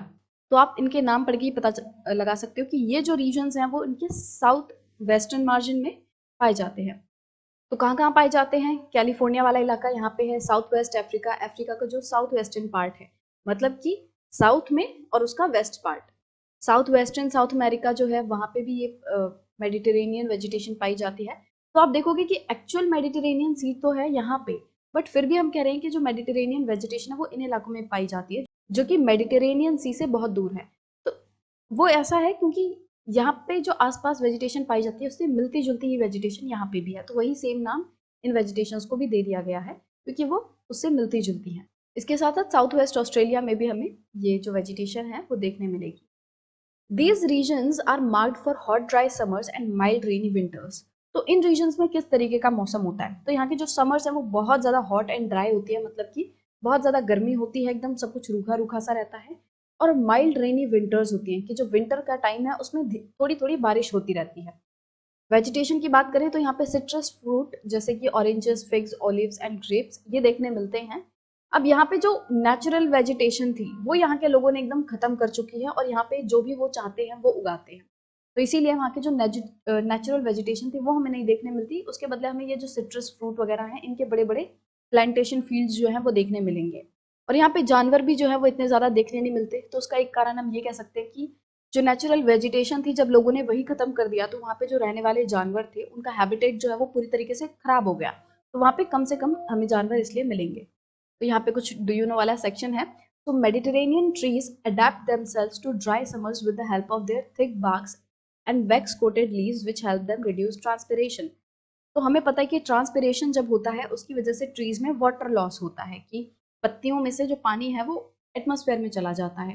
तो क्योंकि जो मेडिटेरेनियन ट्रीज हैं वो कहाँ पे होते हैं? हॉट ड्राई समर्स में होते हैं, ऐसे इलाकों में होते हैं जहाँ बहुत ज़्यादा गर्मी होती है। तो जब वहाँ पे बहुत ज़्यादा गर्मी होगी तो ट्रांसपिरेशन भी बहुत ज़्यादा होगा, तो ट्रांसपिरेशन ज़्यादा होगा तो वाटर लॉस ज़्यादा होगा, बट अगर वाटर लॉस हो गया तो फिर जो ट्रीज हैं वो सर्वाइव नहीं करेंगे। तो इस ट्रांसपिरेशन को कम करने के लिए वहाँ के ट्रीज जो हैं मेडिटेरेनियन वेजिटेशन में पाए जाने वाले जो ट्रीज हैं वो अपने आप को अडेप्ट कर लेते हैं। कैसे? क्योंकि उनकी जो बार्क्स हैं वो बहुत ज़्यादा थिक होती हैं और उनके जो लीव्स हैं उनके ऊपर एक वैक्स तरीके की कोटिंग आ जाती है। तो जब वैक्स की कोटिंग उनके लीव्स पे आ जाएगी तो पानी जो है वो ज़्यादा एटमॉस्फेयर में नहीं जा पाएगा, तो इस तरीके से ट्रांसपिरेशन जो है वो रिड्यूस हो जाती है। तो Mediterranean regions are known as orchards of the world for their citrus fruit cultivation. तो जैसा कि अभी हमने देखा था कि जो मेडिटेरेनियन रीजन है वहाँ पे बहुत ज़्यादा सिट्रस फ्रूट पाए जाते हैं, जैसे कि ऑरेंजेस हो गया, फिग्स, ग्रेप्स, ये सब पाए जाते हैं। तो हमें वहाँ पे बहुत बड़ी बड़ी जो है प्लांटेशन फील्ड्स देखने मिलेंगे इन फ्रूट्स के। तो इसीलिए जो मेडिटेरेनियन रीजन्स हैं उनको ऑर्चार्ड्स ऑफ द वर्ल्ड कहा जाता है। Coniferous forests. So in the beginning of the chapter, we talked about the Salima's story, and there she told us about the coniferous trees. Remember, she told us that as their bus was climbing higher and higher, the dense forest of sal and teak trees were disappearing, and she came to see new kind of trees on the heights of mountain, and those trees were of coniferous trees. ये trees कौन से होते हैं? जिनकी जो leaves हैं वो pointed होती हैं और वो खुद एक कोन की शेप में इस तरीके के होते हैं, जैसे आपका क्रिसमस ट्री होता है, राइट? तो इस तरीके के जो हमारे कोनिफेरस ट्रीज हैं वो दिखते हैं। तो अब हम और डिटेल में जानेंगे कि जो कोनिफेरस ट्रीज हैं वो कहाँ मिलते हैं, कैसी जगह पे होते हैं। तो कोनिफेरस फॉरेस्ट क्या होते हैं? तो आप खुद ही बता सकते हो कि ऐसे फॉरेस्ट जहाँ पे कोनिफेरस ट्रीज पाए जाते हैं। तो कहाँ पे पाए जाते हैं? ये हायर लेटीट्यूड्स पे पाए जाते हैं, लगभग 50 डिग्री से लेकर 70 डिग्री नॉर्थ हेमिस्फीयर में। तो यहाँ देखो आप, ये है हमारा इक्वेटर 0 डिग्री लेटीट्यूड, फिर यहाँ पे है ट्रॉपिक ऑफ कैंसर, ये लगभग 23.5 डिग्री नॉर्थ पे है, और यहाँ पे है हमारा आर्कटिक सर्कल जो कि लगभग 66.5 डिग्री नॉर्थ में है। अब हमने जो कोनिफेरस फॉरेस्ट का लेटीट्यूड पढ़ा वो कहाँ पे है? वो लगभग 50 डिग्री से लेके 70 डिग्री है, मतलब कि वो इसके आसपास है, ठीक है? आर्कटिक सर्कल के आसपास जो है हमें कोनिफेरस फॉरेस्ट देखने मिलेंगे। क्यों देखने मिलते हैं? जो कोनिफेरस फॉरेस्ट होते हैं वो होते हैं ठंडे इलाके में जहाँ बर्फ पड़ती है, ठीक है? तो ऐसे इलाके में होते हैं, और हमें पता है कि जो हमारा आर्कटिक रीजन है यहाँ पे बहुत ज्यादा बर्फ पड़ती है। अब क्या सिर्फ और सिर्फ आर्कटिक रीजन में ही बर्फ पड़ती है, इसके अलावा और कोई रीजन नहीं है? जी बिल्कुल है। जैसे कि हिमालयाज हैं, जो हाई ऑल्टीट्यूड्स होते हैं वहाँ पे भी बर्फ पड़ती है। तो फिर वहाँ बर्फ पड़ती है तो आप बोलोगे वहाँ पे भी देखने मिलेंगे हमें, बिल्कुल देखने मिलेंगे। तो these forest are also seen in the higher altitudes, की जो ऊंची जगहें होती हैं, जो हायर ऑल्टीट्यूड्स होते हैं जैसे कि पहाड़ वगैरह जो बहुत ऊंचाई पे होते हैं, वहाँ पे भी हमें कोनीफेरस फॉरेस्ट देखने मिलते हैं। क्यों? क्योंकि वहाँ पे भी बहुत ज़्यादा बर्फ वगैरह होती है और इनके लिए फेवरेबल क्लाइमेटिक कंडीशंस होती हैं। अब जो कॉनिफेरस ट्रीज हैं इन्हें हम ताइगा भी कहते हैं। और टाइगा का मतलब क्या होता है रशियन में? अनटच्ड और प्योर, कि जो चीज़ प्योर है, जिसको अभी तक इसने छुआ नहीं है, तो कोनीफेरस ट्रीज को टाइगा भी कहा जाता है। These are the trees which Salima found in the Himalayas in abundance. तो जैसा कि मैंने अभी आपको बताया कि जो सलीमा ने जिन ट्रीज को देखा था और उसने बताया भी था कि उसको बाद में पता चला कि इन ट्रीज को कोनीफेरस फॉरेस्ट कहते हैं। तो हिमालयाज में भी ये जो कोनीफेरस ट्रीज हैं वो आपको देखने मिलेंगे। They are tall softwood evergreen trees. तो कोनीफेरस ट्रीज जो होते हैं वो बहुत लंबे लंबे होते हैं, एकदम टॉल होते हैं, और उनकी जो वुड होती है वो सॉफ्ट होती है। सॉफ्टवुड एंड एवरग्रीन ट्रीज की मतलब कि ये जो ट्रीज हैं वो आपको हमेशा हरे भरे देखने मिलेंगे। और एवरग्रीन है इसका मतलब कि ये किसी पर्टिकुलर सीजन में अपने सारे के सारे पत्तों को शेड नहीं करते होंगे। ठीक है, एक साथ सारे पत्तों को शेड नहीं करते, इसका मतलब ये कभी कभी कुछ पत्तियां शेड कर दी, फिर कभी कुछ और पत्ती शेड कर ली, एक साथ ये सारे पत्ते शेड नहीं करते। होते क्या है ये? Softwood. The wood of these trees are very helpful for making pulp. तो इन ट्रीज की जो वुड होती है, जो लकड़ी होती है, वो पल्प बनाने में मदद करती है। पल्प, फिर उस पल्प को कहाँ पे यूज किया जाता है? जैसे पेपर इंडस्ट्रीज में यूज किया जाता है आपके पेपर्स बनाने में, जिन कॉपीज पे आप लिखते हो। ठीक है, तो वो पेपर बनाने में, न्यूज प्रिंट बनाने में, जो न्यूज़पेपर वगैरह है। फिर जो मैच बॉक्सेस होते हैं वो, और पैकिंग बॉक्सेस होते हैं, तो उनके जो गत्ते होते हैं ना कार्डबोर्ड टाइप, तो वो भी सॉफ्टवुड ट्रीज से बनते हैं।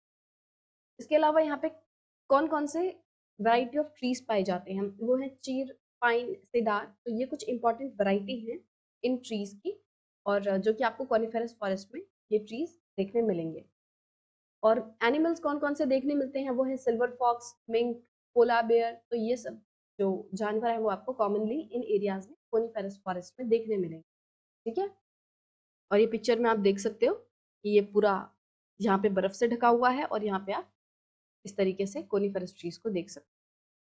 अब फॉरेस्ट वाला जो हमारा सेक्शन था वो पूरा खत्म हो चुका है, कि हमने वेजिटेशन को 3 पार्ट में बांटा था ना, उनमें से फर्स्ट पार्ट जो था फॉरेस्ट का वो हमारा कंप्लीट हो चुका है। नेक्स्ट वीडियो से हम ग्रासलैंड्स के बारे में पढ़ेंगे। ग्रासलैंड्स। सो अभी तक के वीडियोस में हमने जो भी फॉरेस्ट थे, tropical evergreen forest, temperate evergreen forest, फिर tropical deciduous forest, temperate deciduous forest. So we have covered all these forests. And now from this video, we are going to talk about the grasslands, which is the second category of vegetation. Remember, we have divided the vegetation into 3 broad categories: forest, which we have covered, and the grassland, which we are going to start today, and the shrubs, and about which we will talk in the later videos. The tropical grasslands. So if you have watched my earlier videos, then I don't think I have to explain this thing, because you can just see what it means. Tropical means the region between the tropics, the Tropic of Cancer and the Tropic of Capricorn. And grasslands, again you can look at the word grass plus land, means a land which is covered with grass, simply. So tropical grasslands are the grasslands which we will found between the Tropic of Cancer and Capricorn. Okay? So these occur on either sides of the equator and extend till the tropics, as I have told you that this is our Earth, this is the equator, and this is Tropic of Cancer and this is Tropic of Capricorn. So to avoid the confusion, let me change the color. Yeah, this middle red one is equator. So you can see the region between these two tropics is known as tropical region. I have told you so many times in the earlier videos.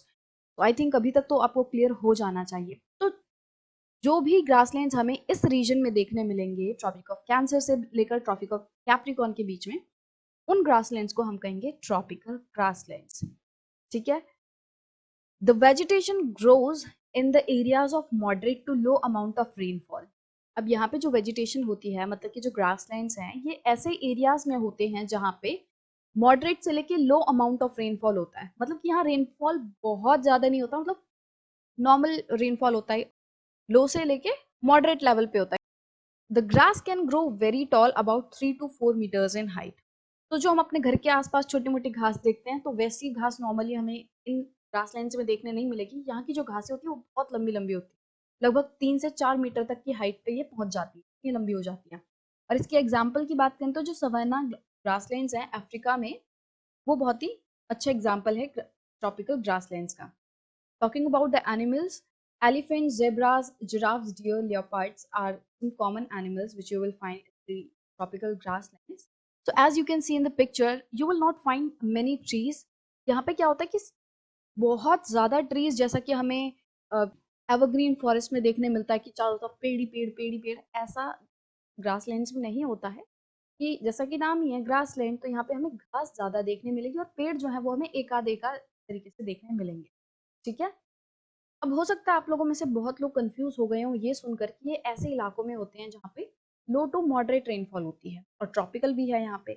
तो आप बोलोगे कि ma'am हमने पढ़ा था कि जो tropical evergreen forest है वो वाले फॉरेस्ट हैं जो कि इस सेम एरिया में पाए जाते हैं, बट वहाँ पे ज़्यादा रेनफॉल होती है। फिर हमने डेसिडियस पढ़े थे कि वो ऐसे वाले फॉरेस्ट होते हैं जहाँ पे जो बारिश है वो सीजनल नेचर में होती है, वो ऐसे एरियाज में होती है जहाँ रेगुलर बारिश नहीं होती। अब हम बात कर रहे हैं ग्रासलैंड्स की, ये ऐसे एरिया में होती हैं सेम ट्रॉपिक्स के बीच में जहाँ पे कम बारिश होती है। तो ये चक्कर क्या है?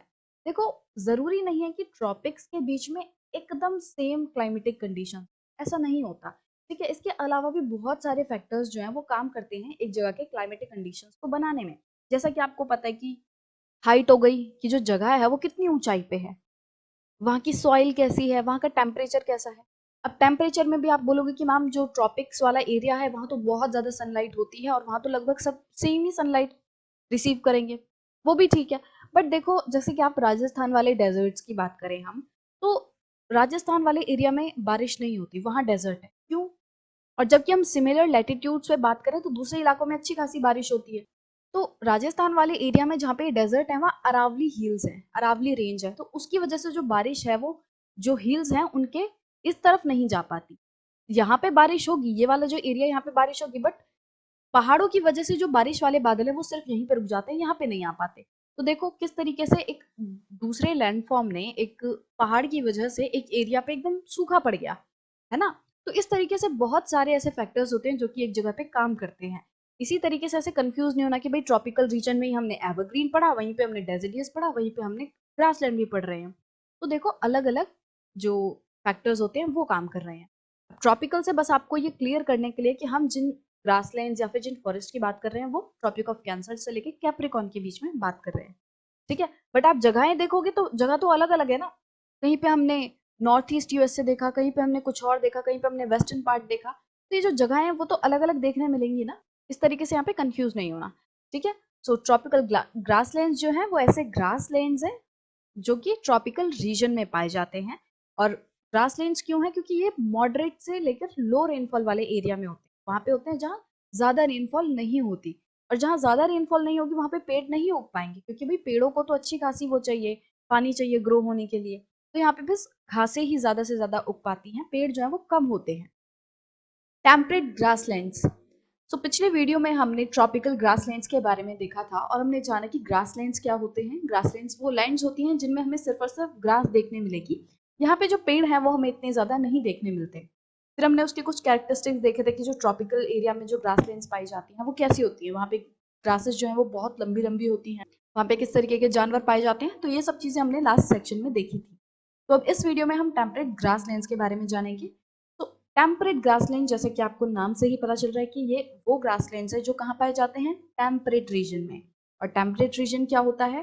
टेम्परेट रीजन होता है ट्रॉपिक ऑफ कैंसर से लेके आर्कटिक रीजन वाला ऊपर, और नीचे ट्रॉपिक ऑफ कैप्रिकॉन से एंटार्क्टिक जो सर्कल है वो। तो ये है हमारा 0 डिग्री लैटिट्यूड मतलब कि इक्वेटर, ये ट्रॉपिक ऑफ कैंसर, ये ट्रॉपिक ऑफ कैप्रिकॉन, और ये ग्रीन से है आर्कटिक सर्कल, और नीचे ये ग्रीन से एंटार्क्टिक सर्कल। ठीक है, तो अब ये जो रेड एंड ग्रीन लाइंस के बीच वाला जो रीजन है ये है हमारा टेम्परेट रीजन। ठीक है, ये वाला ट्रॉपिक ऑफ कैंसर और आर्कटिक सर्कल के बीच में, और ये tropic of Capricorn and Antarctic circle के बीच वाला जो एरिया है रेड एंड ग्रीन वाला, वो है हमारा टेम्परेट ग्रासलैंड्स। तो ये जो ग्रासलैंड्स हैं ये इस एरिया में पाए जाते हैं, और यूजुअली ये जो ग्रासलैंड्स हैं वो कॉन्टिनेंट्स के इंटीरियर में पाए जाते हैं। मान लो कि ये कोई कॉन्टिनेंट है तो उसके बीच में, मतलब कि इंटीरियर वाले एरिया में, उसकी बाउंड्रीज में नहीं पाए जाते, बीच में पाए जाते हैं। क्यों? क्योंकि हमें पता है कि जो कोस्टल रीजन होता है वहाँ का जो क्लाइमेट होता है वो थोड़ा अलग होता है इंटीरियर वाले रीजन से। ठीक है, तो इंटीरियर में हमें टेम्परेट ग्रासलैंड्स देखने मिलते हैं।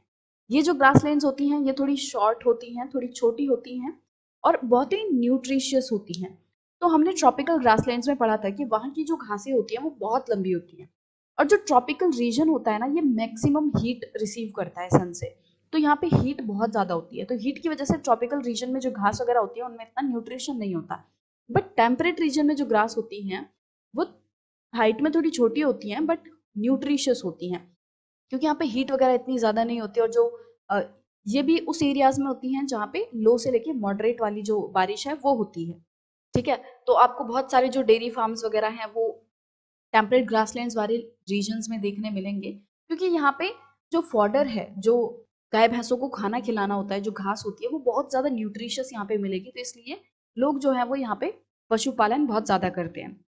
तो हमें किस तरीके के जानवर यहाँ पे देखने मिलेंगे, जैसे कि वाइल्ड बफेलोज, बिशंस, एंटीलोप्स, तो ये कुछ कॉमन एनिमल्स हैं जो हमें टेम्परेट ग्रासलैंड्स में देखने मिलेंगे। Now let's look at the do you know section. Grasslands are known by different names in different regions. तो ये जो ग्रासलैंड्स हैं वो अलग अलग रीजन्स में अलग अलग नामों से जाने जाते हैं। तो अगर हम ट्रॉपिकल ग्रासलैंड्स की बात करें तो ईस्ट अफ्रीका में ट्रॉपिकल ग्रासलैंड्स को सवन्ना कहते हैं, ब्राजील में इनको कैंपोस कहते हैं, और वेनेजुएला में लेनोस कहते हैं। टेम्परेट ग्रासलैंड्स की बात करें तो अर्जेंटीना में इन्हें पैम्पास कहा जाता है, नॉर्थ अमेरिका में इन्हें प्रेरी कहा जाता है, और साउथ अफ्रीका में इन्हें वेल्ड, सेंट्रल एशिया में स्टेपी, और ऑस्ट्रेलिया में डाउन कहा जाता है। तो आपके जो एग्जाम्स हैं उनमें 1 मार्क्स क्वेश्चंस आ सकते हैं कि कौन से रीजन्स में किस तरह के ग्रासलैंड्स को क्या बुलाया जाता है, तो आपको ये याद कर लेना है। और इसके साथ हमारा जो ग्रासलैंड वाला सेक्शन था वो खत्म हो गया। हमने दोनों तरह के जो ग्रासलैंड्स हैं, tropical grasslands and temperate grassland पढ़ लिए। अब नेक्स्ट सेक्शन में हम थॉर्नी बुशेस के बारे में पढ़ेंगे, जो कि हमारा थर्ड कैटेगरी है नेचुरल वेजिटेशन की। थॉर्नी बुशेस, तो हमें पता है कि जो नेचुरल वेजिटेशन है उसे हमने मेन 3 कैटेगरीज में डिवाइड किया हुआ है, फॉरेस्ट, ग्रासलैंड्स एंड श्रब्स। तो फॉरेस्ट एंड ग्रासलैंड्स के बारे में हम ऑलरेडी पढ़ चुके हैं, और अब इस सेक्शन में हम थॉर्नी बुशेस या फिर श्रब्स के बारे में पढ़ेंगे।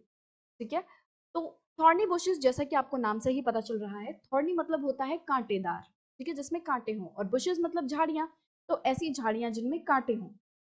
तो ये कहाँ कहाँ मिलती हैं? तो ये हमें मिलेंगी डेजर्ट वाले इलाके में, ऐसा इलाका जहाँ रेत होता है। अब देखो रेत में क्या होता है, रेत एकदम सूखा सूखा होता है, उसमें कोई नमी नहीं होती, और अगर हम रेत में पानी भी डालेंगे तो पानी जल्दी से नीचे बैठ जाएगा। तो रेत जो है वो पानी को होल्ड ही नहीं कर सकता, उसमें ना कोई ह्यूमस वगैरह होती, तो वहाँ पे पेड़ पौधे जो है वहाँ उग ही नहीं पाते।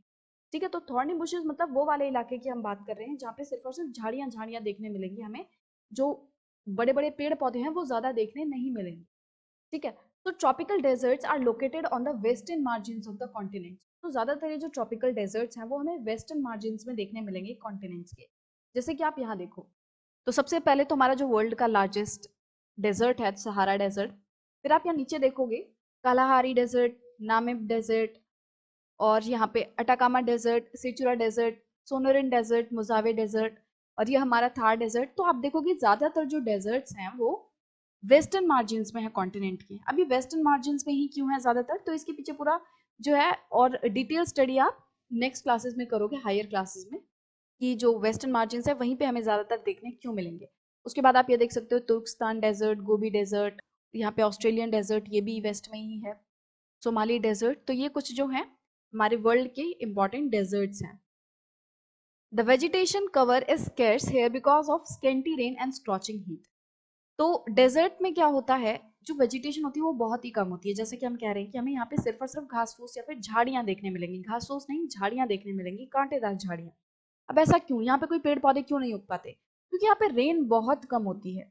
ठीक है, बारिश लगभग ना के बराबर होती है, और हीट जो है वो बहुत ज्यादा होती है, तो इन एक्सट्रीम कंडीशंस में पेड़ पौधे ज्यादा नहीं उग सकते। ठीक है, identify the desert regions in the world map, ये तो हमने कर लिया। Can you name the great desert of India? बिल्कुल थार डेजर्ट है। ठीक है, name of some of the common animals of the desert which you have learned earlier।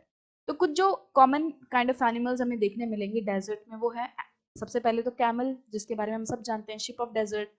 उसके बाद हमें बहुत सारे रेप्टाइल्स देखने मिलते हैं, स्नेक्स होते हैं, iguana, red fox, sand cat. तो इस तरीके के बहुत सारे एनिमल्स हैं जो कि हमें डेजर्ट में देखने मिलेंगे, और आप नेट पे भी सर्च कर सकते हो, उनकी पिक्चर्स देख सकते हो कि किस तरीके के जो एनिमल्स हैं वो डेजर्ट में दिखते हैं।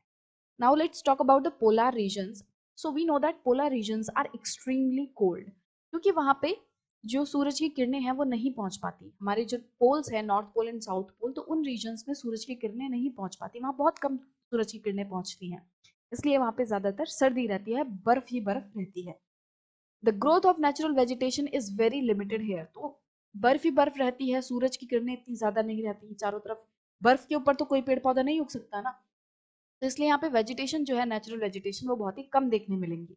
और जो भी थोड़ी बहुत वेजिटेशन हमें देखने मिलती है वो किस फॉर्म में होती है, मॉसेस एंड लाइकेंस की फॉर्म में, और श्रब्स होती हैं यहाँ पे बहुत छोटी छोटी। तो मॉसेस एंड लाइकेंस मतलब जो काई होती है, राइट, इस तरीके की जो काई है ये हमें अपने आसपास बारिश के मौसम में देखने मिलती है, कि जब बहुत ज्यादा बारिश होती है तो जगह जगह काई जमने लगती है, ठीक है।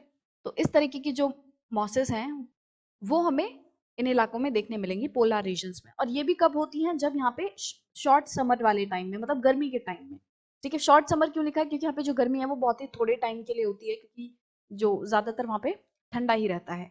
तो जो भी जब गर्मी आती है तो उसकी वजह से जो बर्फ है वो हट जाती है, पिघल जाती है, तो फिर जो जमीन है उसमें हमें जो मॉसेस हैं, लाइकेंस हैं, स्मॉल श्रब्स हैं, ये देखने मिलती हैं। तो ये जो पोलर रीजन में वेजिटेशन पाई जाती है इसको हम कहते हैं टुंड्रा टाइप ऑफ वेजिटेशन, इसको कहते हैं टुंड्रा वेजिटेशन। और ये जो वेजिटेशन है वो हमें polar areas of Europe, Europe के जो पोलर रीजन्स हैं वहाँ पे, एशिया एंड नॉर्थ अमेरिका में भी ये जो वेजिटेशन है वो देखने मिलती है। तो एशिया एंड नॉर्थ अमेरिका में भी क्यों देखने मिलती है, क्योंकि यहाँ पे भी जो कोल्ड रीजन्स है वो हैं, जैसे कि हिमालयाज हो गए, हिमालयस की जो हाईएस्ट पीक्स हैं वहाँ पे हमें बहुत ज़्यादा ठंडा इलाका देखने मिलता है, वहाँ पे बर्फ ही बर्फ होती है, तो वहाँ पे भी टुंड्रा टाइप ऑफ वेजिटेशन हमें देखने मिलती है। अब यहाँ के जो एनिमल्स होते हैं उनकी thick fur and thick skin होती है।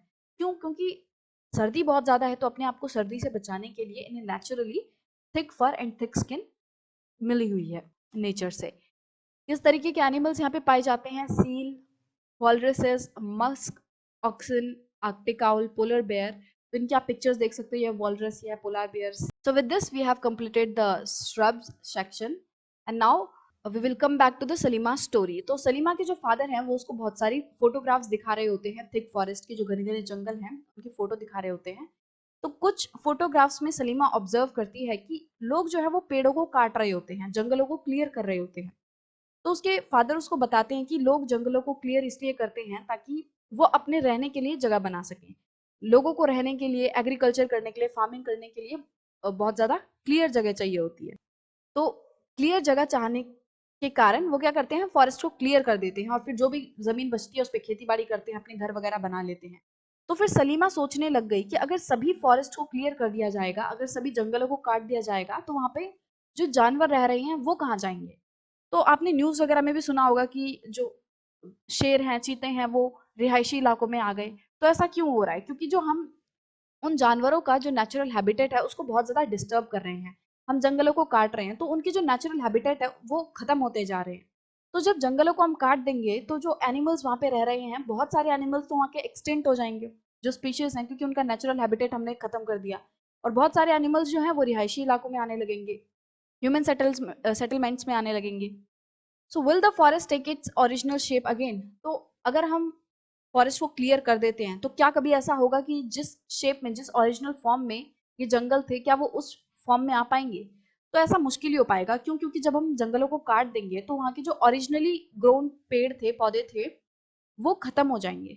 और अगर वापस से वहां पे जंगल उगेंगे भी तो वो नेचुरल जो स्पीशीज हैं वो वहां पे मुश्किल से ही पाई जाएंगी। तो हम कह सकते हैं एक तरीके से आर्टिफिशियल जो फॉरेस्ट हैं वो तो बन सकते हैं, बट ओरिजिनल शेप लेना थोड़ा सा मुश्किल है। If people go on cutting the trees like this, will there be enough oxygen, water vapor, timber, fruits, nuts available in the future? तो फिर सलीमा सोचती है कि अगर हम जंगलों को इसी तरीके से काटते जाएंगे तो क्या ये जो बहुत सारी चीजें हमें जंगलों से मिलती हैं, स्पेशली ऑक्सीजन, जो पेड़ हैं वो हमें ऑक्सीजन देते हैं, फिर वाटर वेपर्स, टिम्बर्स, तो ये जो यूजफुल चीजें हैं क्या ये फ्यूचर में हमारे लिए अवेलेबल होंगी। तो बिल्कुल नहीं होंगी। यहाँ तक कि हम ही खुद खत्म हो जाएंगे अगर हम जंगलों को खत्म कर देंगे। अगर हम सभी पेड़ों को काट देंगे तो ऑक्सीजन ही नहीं रहेगी। हमारे लिए एकमात्र जो सोर्स है ऑक्सीजन का वो क्या है? पेड़ पौधे। तो अगर हम जंगलों को ही काट देंगे तो जंगलों पे हम बहुत ज्यादा डिपेंड करते हैं बहुत सारी चीजों के लिए, टिम्बर के लिए, ऑक्सीजन के लिए। बारिश जो है वो भी पेड़ों के कारण आती है, मतलब कि बारिश को लाने में पेड़ों का बहुत ज्यादा इंपॉर्टेंट रोल होता है। तो अगर हम जंगलों को काट देंगे तो बारिश भी टाइम से नहीं आएगी, बारिश नहीं आएगी तो जमीनों को पानी नहीं मिलेगा, खेती बाड़ी नहीं हो पाएगी। तो मतलब पूरा जो लाइफ साइकिल है वो डिस्टर्ब हो जाएगी। तो इसलिए हमको जो जंगल है, फॉरेस्ट है, उनको कंजर्व करना है, सेव करना है और पेड़ पौधों को इस तरीके से नहीं काटना। So with this, we have come to the end of our chapter number 6 of class 7th geography. I hope you enjoyed this chapter. So we will meet in the next video with a new topic. Till then, take care of yourself, of your family, and keep doing hard work. So bye bye and thank you.